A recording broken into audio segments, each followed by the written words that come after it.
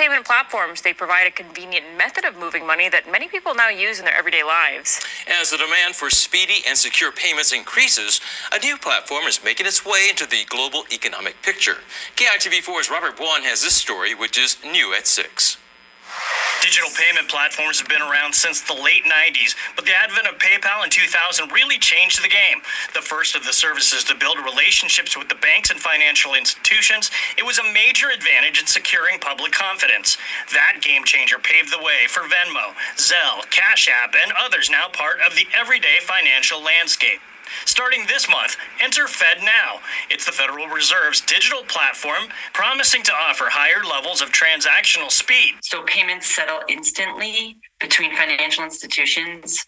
This is a much faster way to settle payments than traditional methods like ACH, debit, credit cards, checks, and wires. And transfers in a platform secure enough for payments beyond person-to-person transactions. Using the input from banks and credit unions, and it'll have things like account-to-account transfers, consumer-to-business transfers, like when you're paying a bill, business-to-business, government-to-business, consumer-to-government. Just now at the front end of the program's rollout, the first institution in the state offering it to its members is Hawaii USA Federal Credit Union. 2 years ago, we were lucky to be chosen as one of the 120 pilot organizations that was chosen by the Federal Reserve Bank to be part of this development process. And for us, we thought it was important to be part of that, was because, for one, our members were really demanding it. You talked about Zelle and Venmo.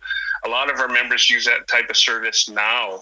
That's the good news for those eager to use the new convenience. The bad news? One of the things that with this system, since it's new, both the sender and receiver institution need to be on the system. So it will start to grow as more financial institutions jump on. Then our members are going to start to see the money coming through faster. More details about Fednow are available through branches and customer service representatives at your bank or credit union, and other online resources are listed right now at KITV.com. Robert Buon, KITV4, Island News. In today's fast-paced world, time is money. More people, businesses, and organizations are demanding instant payments. That's why the Federal Reserve is developing the Fednow service, a safe and efficient instant payments infrastructure that will modernize the U.S. payment system. The Fednow service will give financial institutions the opportunity to innovate, enabling their customers to send and receive money in seconds, 24 hours a day, 7 days a week, 365 days a year. Funds will settle between financial institutions in real time, which means there's no buildup of interbank obligations, and end users will have access to the funds in seconds. How will the Fednow service work? Imagine the owner of a coffee shop is running low on coffee beans and needs to schedule a quick delivery. She places an order, and the coffee bean company sends her a request for payment. She responds to the request for payment and pays for the coffee beans right then and there through an app from her credit union, which uses the Fednow service. Once she initiates the payment, her credit union screens the payment and sends an ISO 20022 compliant payment message, either directly or through a service provider to the Fednow service over the Federal Reserve's FedLine network.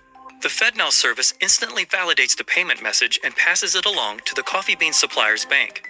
In real time, the supplier's bank confirms to the Fednow service that it intends to accept the payment, and the Fednow service debits and credits the master accounts of both the shop owners and the coffee bean supplier's financial institutions, or the master accounts of their correspondents.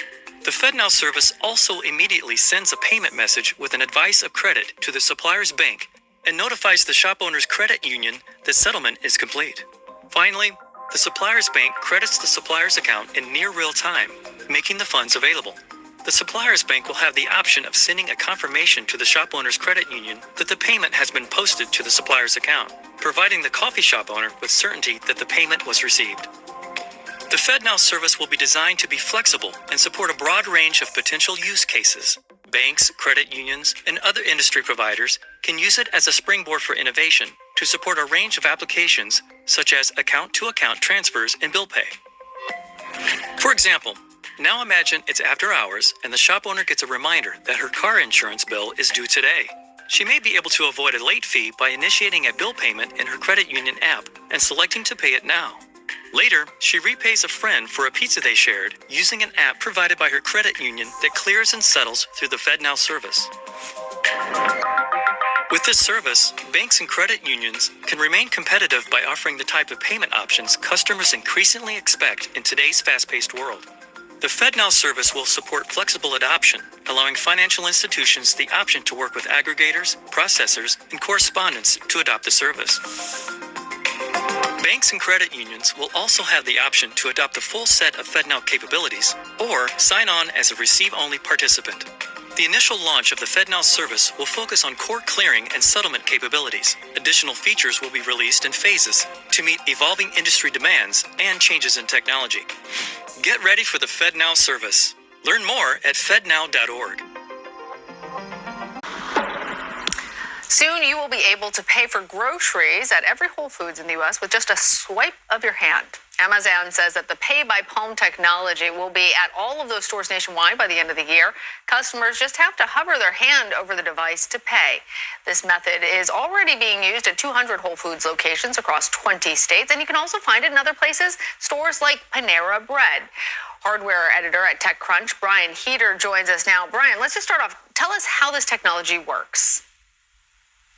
Sure. So in terms of the actual enrollment process, the first time you go to one of these Amazon One locations, you wave your hand over it. That will enroll you in the program, and then you associate that with a credit card that you have on file.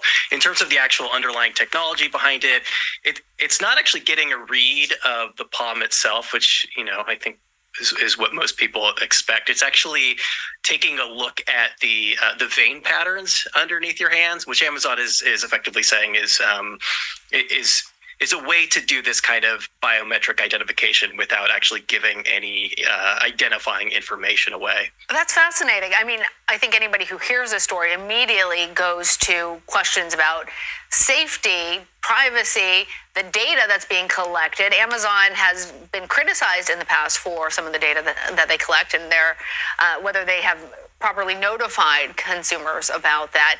What safeguards is Amazon taking? Sure. Well, the primary one is all of this is going through Amazon's cloud servers. So this is encrypted information.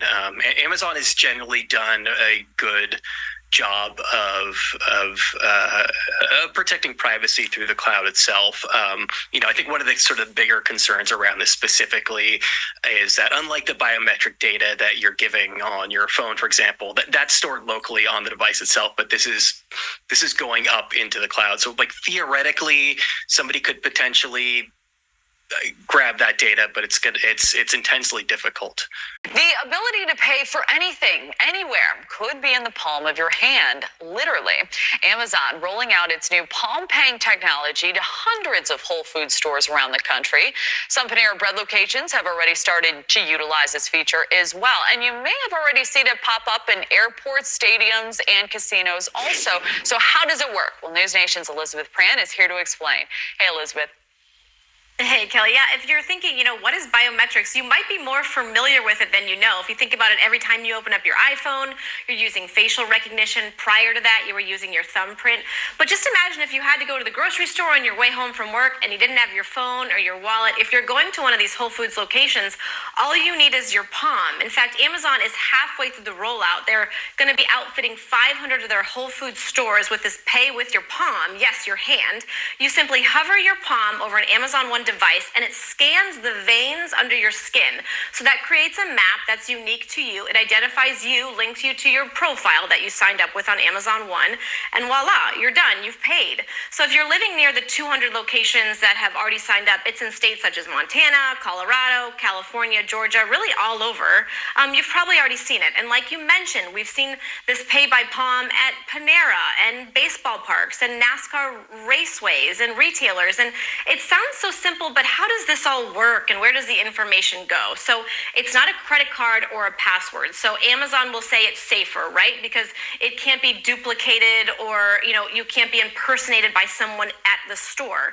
And while we did liken the technology to you opening up your phone, it's actually quite different because all the data they receive about your palm is actually stored in the cloud. And that's why we're seeing criticism from critics. They're saying, wait, not so fast. There are privacy, security, even human rights concerns when it comes to any type of biometrics tracking rather. So could the cloud storage for palm signatures be hacked? Could it be, could that information be provided to the government if they asked, or could ever be shared? So there's a handful of states that do have legislation or they're considering laws to regulate biometrics in the public sector. And it's actually quite timely because Amazon is already facing a class action suit for some of their Amazon Go stores in New York. They have a system where you can walk out with items without paying for it because they can have the RF code and they know what you basically purchased at the store. So we have reached out for comment from Amazon. We haven't heard back, but we do suspect that we'll see additional states sort of looking to this technology and saying, is it safe for the consumer? So I think we'll see more of this, Kelly. All right, and a lot to consider here. Elizabeth Brand, thank you so much for the breakdown.